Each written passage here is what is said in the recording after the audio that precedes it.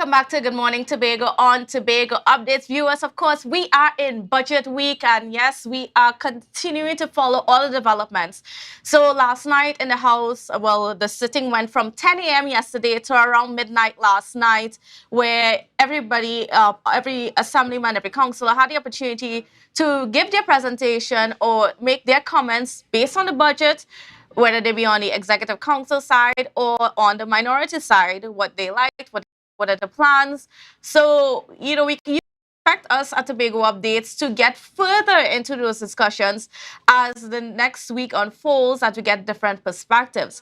But joining me this morning is Mr. Anslem Richards, who is technical advisor, in the division of finance, trade, and the economy. So welcome and good morning to you, sir. How are you doing? I'm good. Good morning. Thanks for having me.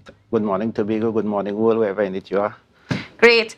Now, unfortunately, I wasn't able to hear the final roundup of last night's presentation. I couldn't quite make it. I couldn't quite. It was a long night, Yeah, but very long. I mean, I tried as much to follow it. But at the end of it, the chief secretary is going forth with this budget of $3.9 billion. $4.5 billion, right? And which is 6.9% of the estimated national budget that is to come at the end of September and October. And do you think that that's a reasonable request? Well, it is a reasonable request. It is provided for in the DRC recommendation. Remember, the range is 4.03 to 6.9. We have always been fed at 4. Journey that we have charted for the island. The time has come for us to be now fed at the higher level end of the Dispute Resolution Commission, which is about 6.9%. The $300 spent in this country. That is a reasonable ask in the context of the construct of the national economy, where Tobago is, where we need to go in terms of our infrastructural development, where we need to go with the whole reformation of the public administration and governance arrangement, where we need to go with education, where we need to go with our health services. There needs to be a serious injection of funds into this economy to do the kind of transformation that is necessary to put the economy on a sustainable, prosperous, and resilient path. Mm-hmm. Now, Mr. Morris yesterday in his contribution said that there seemed to be no real plan to the budget. It was just a bunch of lofty ideas and no outline plan of action in there. Well, if Mr. Morris came to the House and made that statement, two things. He have not read the document, or he doesn't have the capacity to understand an economic direction, action for an ensuing fiscal year. So that's basically my response. But however, when you listen to Mr. Morris yesterday, you obviously see that he's conveying some, what we have now termed Vannonomics in the space. Some mischief that is being made by certain intellectuals. And let me be precise. Persons have access to grind, and they go into the budget and they pick some numbers. They are not going to the heart of the policy prescription. Let those who are criticizing the budget come to Tobagonians and tell them why we should not pursue with this level of alacrity the internal self-government issue as it relates to building a solid foundation for governance in Tobago and in Trinidad and Tobago. We have all witnessed the madness that is taking place because of the governance arrangement between the Prime Minister and the Chief Secretary. If we don't fix the constitutional arrangement, that is a real possibility that is going to happen once the party that governs the national government and the party that governs the THA are not of the same complexion or the same political philosophy or ideology. You're going to have those things, the possibility of those things happening. What we need to do, we need to fix the constitutional arrangement that establish the governance framework and the relationship between the central government and the Tobago Assembly.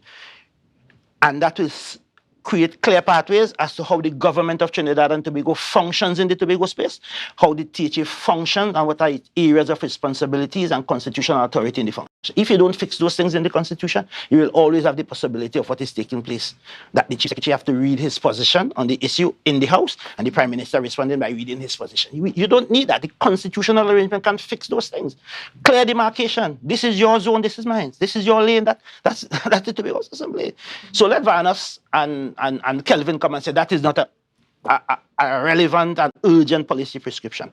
Let us look at the state of the institution that is the THA, our collective institution of governance, the Tobago Assembly, and see if there is not an urgent need for us to fix this institution in terms of the digitization, our processes, the strengthening of our processes, our human resource capabilities to deliver continuously better service and quality service to the people of Tobago. Our first line of defense against corruption and misbehavior in the public space and the management of public funds is a strong. Varnus James and Kelvin Morris come and say that those things are not relevant. Now, so the whole you nitpicking a 2% decline in GDP and making that a story. But I expect the proponents of Vananomics to have a deeper understanding of how the national accounting takes place. One, the GDP calculations. GDP is calculated two methodologies, and that's national accounting. So you calculate the GDP at constant prices. So you hold a price, let us say, from 2010, and you're calculating GDP in 2022, you go back to what prices were. So what you do, you deflate any growth in the thing. And then you have GDP at current prices. When we did the calculation, the GDP at current prices, the nominal GDP, you call that, grew by 6.5%. No, so, and does this also contain the businesses that are also tied to Trinidad or are based in Trinidad? We'll deal with that. We'll deal with the structure of the economy, because that's another issue. And I have a paper here that Dr. Varnus James did in 2012, and we'll understand how this intellectual could be wayward and unstable. So we'll deal with that, because he write this. So you calculate GDP at nominal prices, and you calculate at real prices. So when we did the calculation of the GDP, the nominal GDP grew by 6.5% in 2022. But when we apply the deflation because of inflation, and you know inflation is 17%, because of the depth of the deflation, the GDP went into a 2% negative zone. We reported it. But that does not mean that there's a decline in economic activity on the island and there is a drop in value added. What it means, because of the global level of inflation, inflation is a problem now across the globe. And if you are trading at 17+% in inflation, when you do your GDP calculation and you do the deflation, it is obviously that it is going to likely end up in negative growth. So when you come to the people as an intellectual and as a senior intellectual, set aside your petty politics, set aside your axes that you have to grind, and lay the facts and use your experience and education to educate those who don't understand the discipline in which you speak. And I think that is not being had from my mentor. Right? I don't know what is driving him now, but there is definitely a need for him to reset and refocus. And if he wants to be the professor that he claims he is, he has to be truthful. You can't pick a few petty data and come and create a kind of narrative that the sky is falling in. But if we go back to the GDP calculation, in the last 10 years of the current administration, the last administration, and I'll give you the years, you have 7 years of negative GDP growth, 7 out of 10.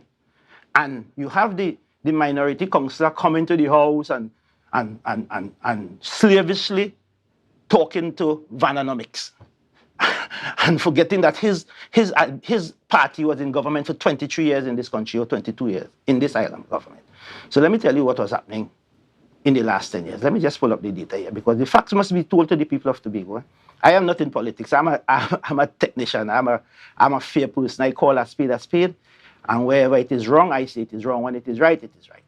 So let me just pull this data and share with Tobagonians what has been happening.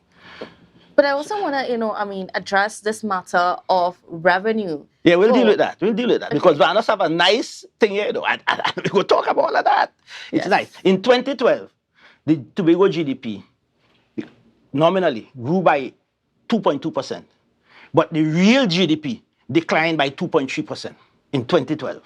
In 2013, it grew by 23.3%.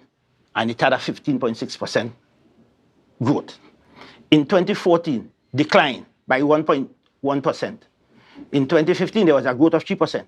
In 2016, 5% decline. In 2017, In 2017, 4.5% decline. In 2018, 3.9% decline. In 2019, 1.9% decline. In 2020, 5.7% decline. Farley wasn't in office when these things were happening. Inflation wasn't trading at 18 and 17%. So let us be fair. Let us be honest in our intellectual discourse. And of course, you also have to take into consideration all the things that happened globally that affected just the way things are happening. Exactly. And more than that, our economy was barred from international travel for a long time and opened very late last year.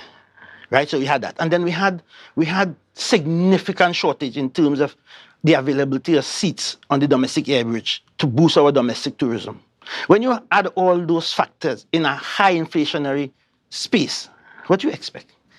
What about in terms of the complaints from the business sector? Because we constantly hear it. When you talk to the businesses on the ground, I mean, they might have people in their stores, but the truth is the revenue that they're collecting, the sales that they're generating is nowhere close to pre-COVID or even the sea bridge issues and so on.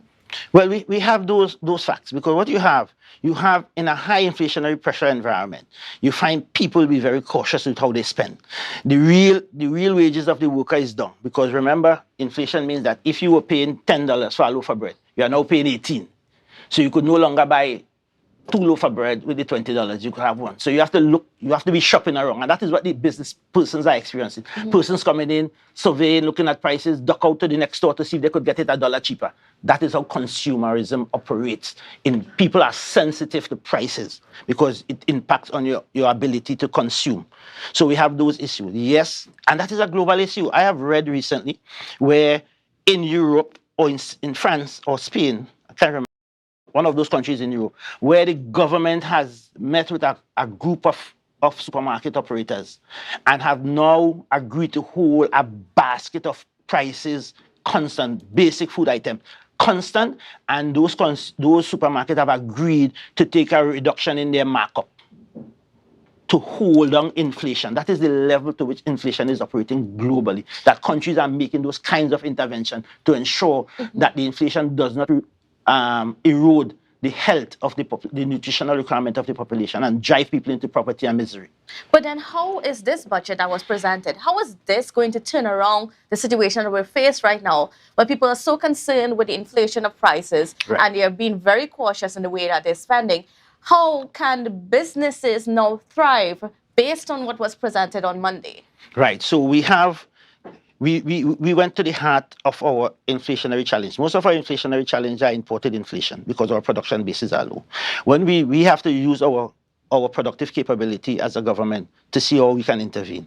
And that's why the mega farm projects were frontal in the presentation of the government, because we think if we are able to intervene at that level, we can significantly bring down the prices of fruits and vegetables, fresh vegetables, provisions, and that kind of agricultural produce, pork, chicken, lamb. And that will be a big boost. We'll also encourage, and we have been encouraging households to do their little planting so that you can reduce your public expenditure. And as I speak to that, another issue with the Tobago economy, because of its nature and structure, is that the Tobago economy has a very large, huge, I don't want to be double adjective here, a very huge informal production and productive sector. And let me explain that to Tobagonians. What happens in the calculation of the GDP? All those things that you produce home, your backyard garden, your animal, your poultry eggs, your yard fowl eggs, and all those things. Those things are not calculated. Household production at that level are not picked up in the GDP calculation. And we know that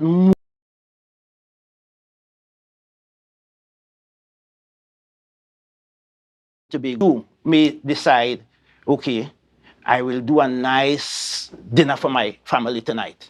So you go, you buy your lamb, you buy your chicken, your turkey, and you do your thing, you know, like when the people doing it for Thanksgiving, and you create a meal that values $3,000. That is not picked up in the GDP calculation, you know, and the social value of that with family around the table, nursing and so forth. Those things are not picked up. But if you go to Comfort Inn down the road, spend the $3,000, feed your family at Comfort Inn, that is picked up in the calculation of the GDP. And you know, those proponents of Bananomics understand all these things, but they are not coming to the public to explain and educate us as to why you may have a very low GDP figure in Tobago because of the nature. All those things that the communities produce for harvest, home out, are not picked up in GDP. And those are big features in our social and economic construct in Tobago.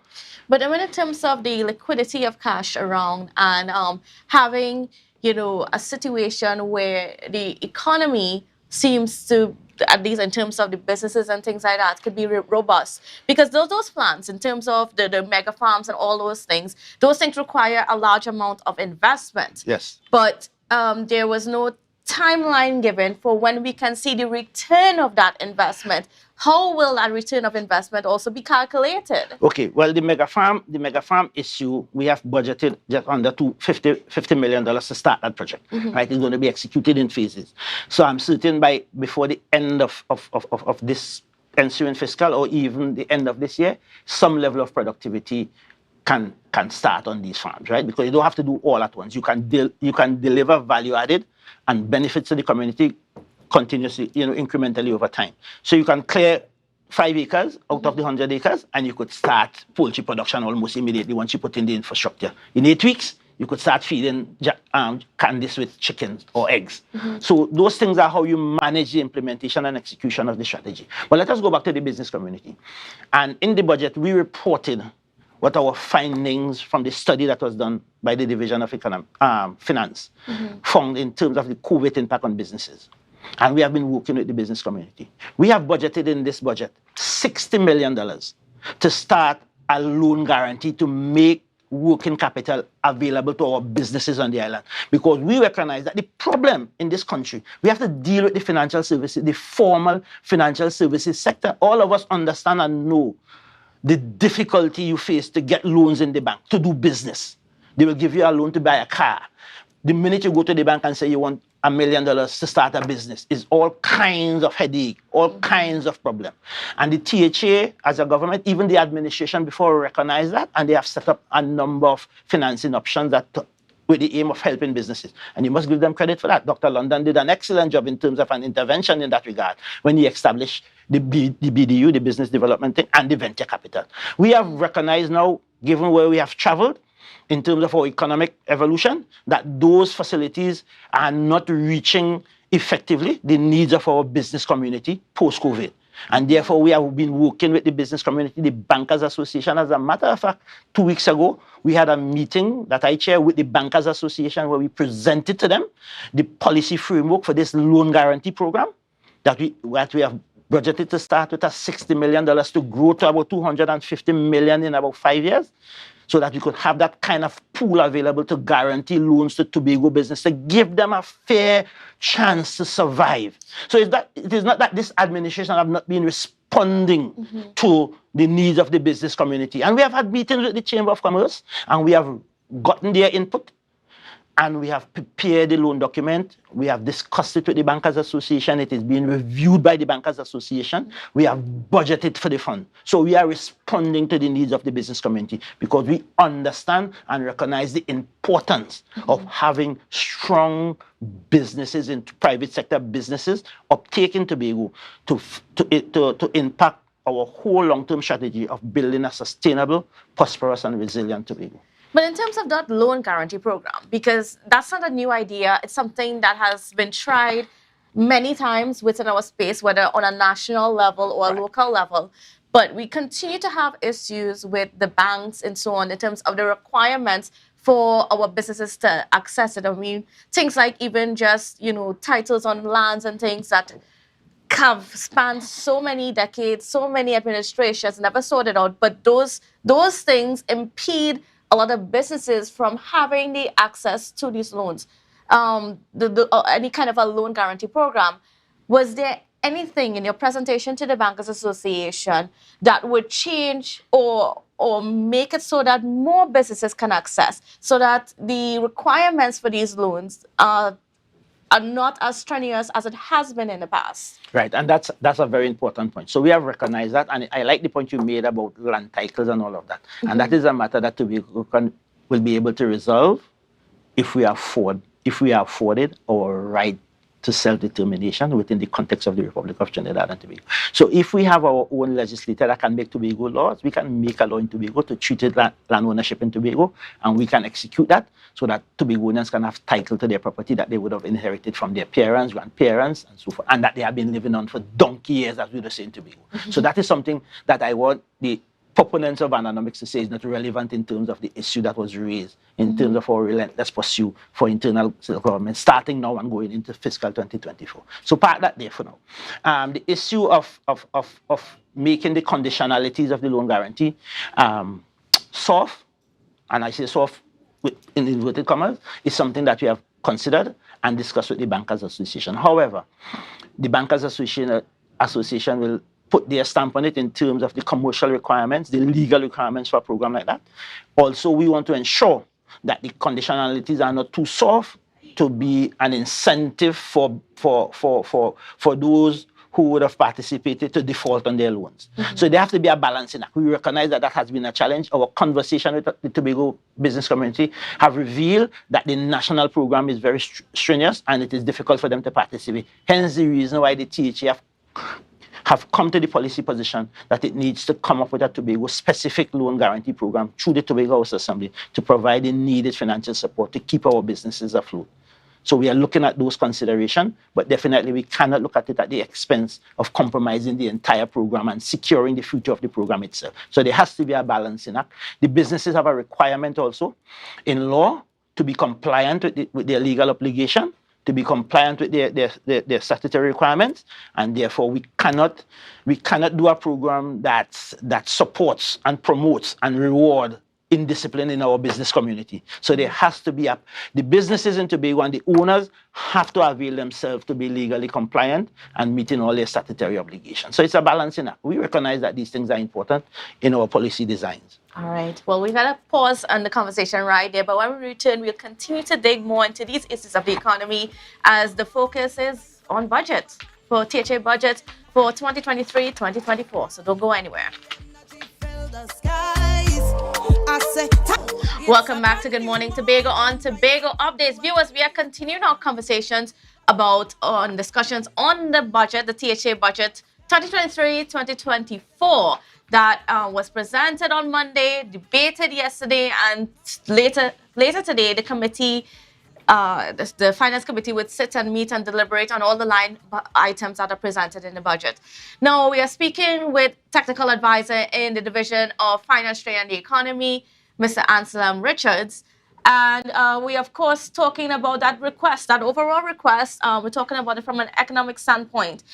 Now, we've had a lot of conversation within this space, a lot of, let's say, disagreements with the total of the budget, right? And but Mr. Richards pointed me to a document from, 2014? 2012. 2012. And this is stating to the need for Tobago to get more money based on our energy contribution. And the Chief Secretary, Fali Augustine, on Monday pointed to, there is some drilling and so on happening in waters very close to Tobago. And there is revenue coming out of that.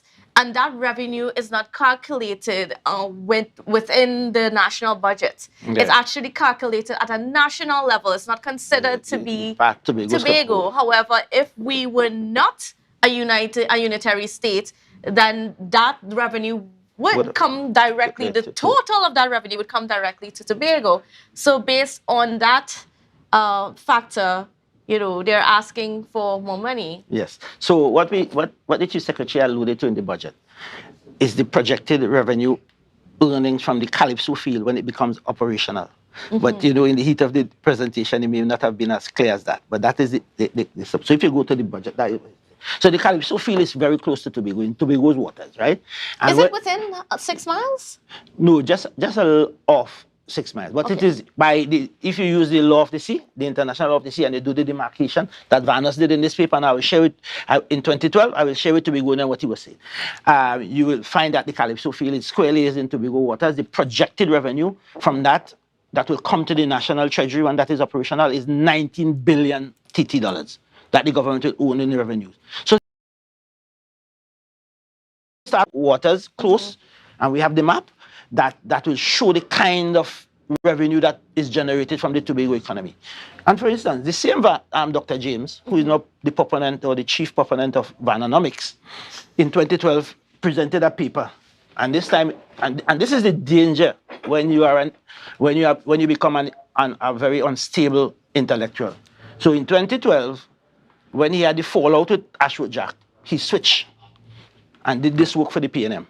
He presented it at the finance division.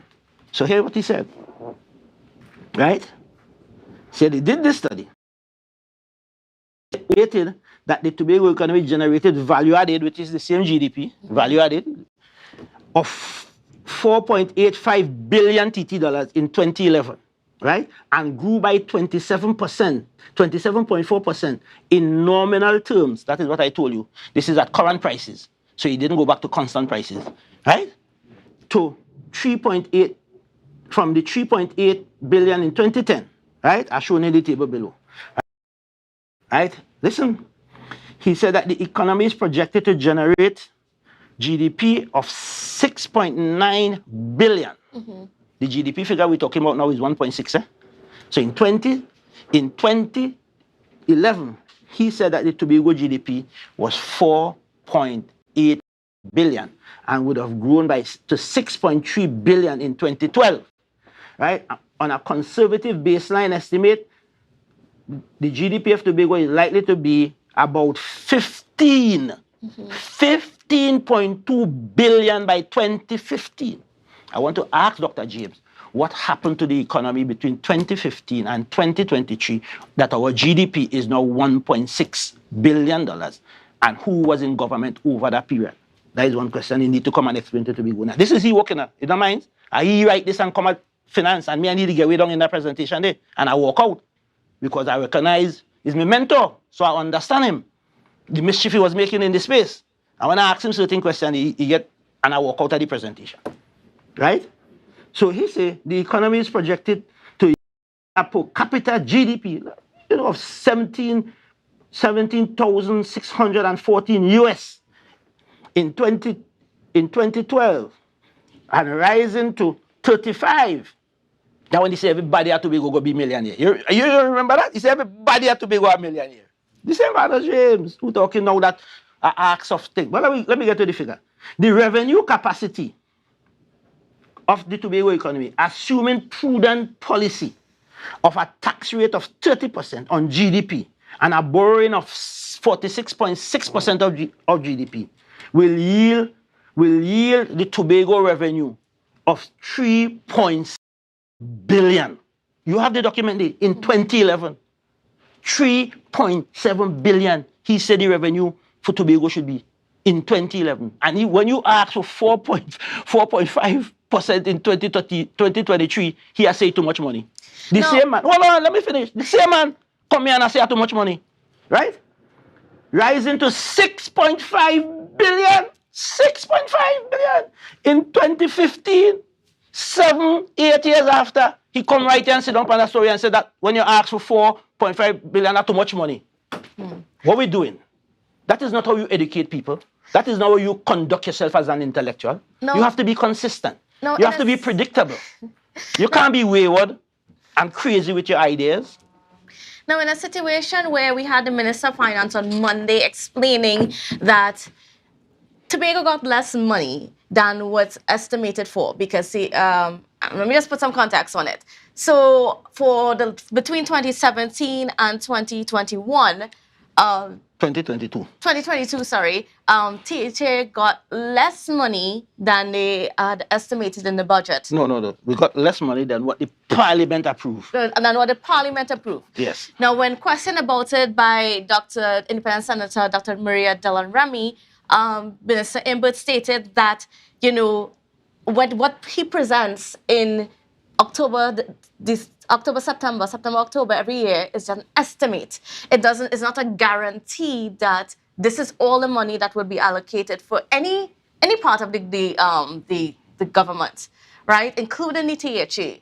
So, and he said that shortfall of money was as a result of a drop in revenue because of a drop in energy prices and all those external factors that affected the amount of revenue that we got as a whole in Trinidad and Tobago.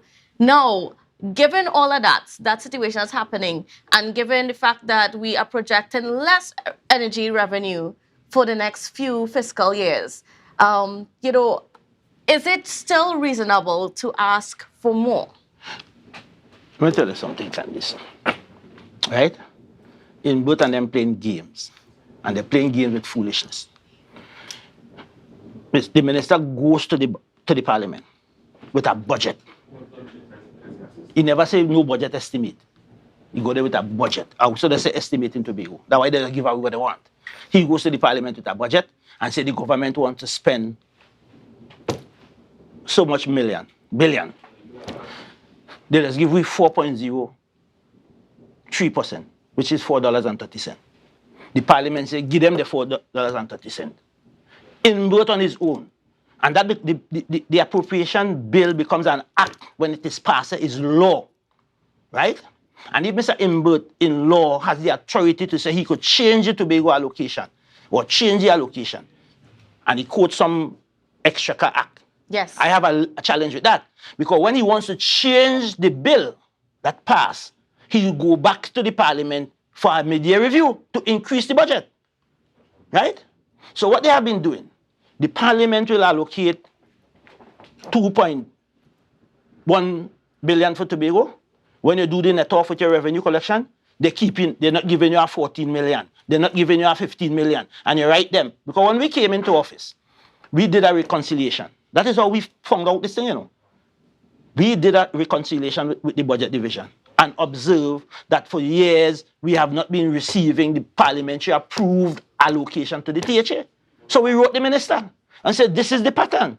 You owe the THA 130-something million. That was at the end of fiscal 2021. We had projected also when we did the net off that there would have been a 13 million shortfall last year. We tell him we owe the money. We say we owe the money. That's why he come to the budget and said last year, if you go back to how we get 96% of the money and we will get all the money the year, they still ain't give you the $13 million after. That takes the figure up to $152 million, right? What he did again, he came back to the parliament for this mid-year review, increased the national budget by 3.8 billion, give Tobago 100, where they're talking about all over the place. All over the place, they're talking about this 100 million. But when you apply the 4.03% to 3.8 billion, Tobago should have gotten out of that 0.38 billion. And they give us one. And that has been the pattern. And Tobagonian needs to understand what is happening with their monies and their allocation. Right? This is not no fight for anything, This is just what we are entitled to. We get in the least $4.30 from every $100 that is spent in this country. And it is unfair. It is grossly unfair and unreasonable for any government. We're talking about revenue shortfall. Take it from the ministry down in Trinidad. You can't take the 30 cents from the $4 that you're giving us. It is not fair to the people of Tobago. We have too much of things to do for the people of Tobago. In $600 million in liabilities from the previous administration. We have inherited a bond financing expenditure of $165 million that we have to pay back in 2027 with a bullet payment. We are paying $8 million plus every year in interest charge on interest on that bond financing option. And what did they do with the money? So people have to understand the state that this administration inherited. And we did not go to the top of the hill and cry and bawl. We have sat down and done the work, did the calculation, set the policy framework, working towards delivering prosperity, resilience, and sustainability. And then you have the proponents of Vanosnomics, and you have a minority leader who doesn't understand anything and goes slavishly in the house repeating Vanosnomics that he doesn't understand that Vanos James is making mischief. And then what about the claim from the Minister of Finance that, the revenue, the tax revenue that's collected by the THA, which is calculated at just over $200 million, that doesn't even count businesses that are of a national nature. I don't know. Let me say a fast food franchise, right? Which just has a branch in Tobago, but pays their taxes. The commercial banks, all of them. Right. All of these things, right? Should that revenue be calculated against the allocation that the THA receives, as the minister alluded to on Monday? Well, the minister is playing games, as I said. What happens? The process is, look, if they allocate you, and I'm just using this. Let us say the parliament approved $400 million for you, and you collect $200 million in revenue. You wouldn't send that to Trinidad. You will keep that, and they will give you the 200 to make up the 400. We have done that. And when we did all of that, we still recognize that we should have received over the last, from fiscal 2017 to now, to 2022, there is $205 million that dug in the Ministry of Finance for the people of Tobago. And we say we want the money. We put it in the budget as part of the money to do our financing. It's our money. The National Parliament approved it for the people of Tobago, send it here. Don't stay in Port of Spain without consultation and discussion with the administration in Tobago and do what you want and say, well, you have the authority under law. You may have the authority, but is that morally right? Is it ethical?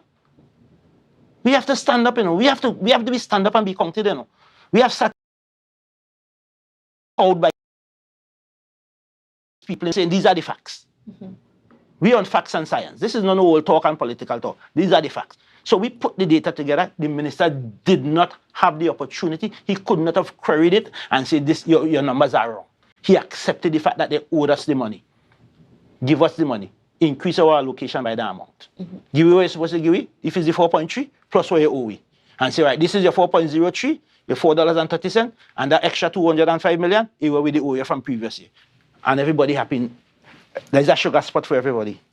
All right. Well, Mr. Richards, we are out of time for our... Time done already? Yes, time done already. But yes, so thank you for being on. I mean, maybe next week after we're finished and the final presentation is ready to go down to the, hopefully by the end of today, to the Minister of Finance. Well, it has to, by law, has to be done today. But we can have some more conversations about, just even the projections and so on that were mentioned in the budget. Yeah, and every time they come to make mischief in this space with Vananomics, I will come to clean up the mess that they're trying to do to the minds of Tobagonians. All right, folks. Well, you heard it from Mr. Richards' mouth, not mine. All right. So we're going to take a quick break and come back with Good Morning Tobago. So don't go anywhere. The energy filled the sky.